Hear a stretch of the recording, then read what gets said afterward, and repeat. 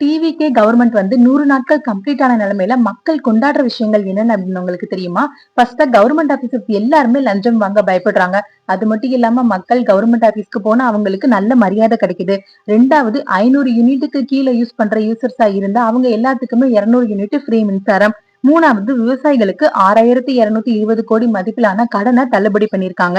4வது அடுத்த வருடம் ஜனவரி மாசத்துல இருந்து குடும்ப தலைவிகளுக்கு 3 சிலிண்டருக்கான காசு அவங்களுடைய அக்கௌண்ட்ல வரவு வைக்க போறாங்க. 5வது பெண்களுடைய பாதுகாப்புக்காக சிங்கப்பெண் சிறப்பு அதிரடிப்படை திட்டம்.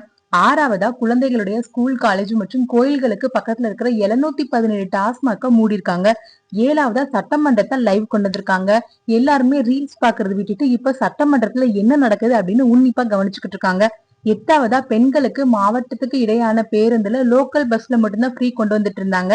இனிமேல் எக்ஸ்பிரஸ், டீலக்ஸ், எல்எஸ்எஸ் போன்ற பஸ்களையுமே மகளிருக்கு ஃப்ரீ டிராவல். இதுல உங்களுக்கு ரொம்பவே பிடித்த திட்டம் என்ன அப்படின்னு மறக்காம கமெண்ட் பண்ணுங்க.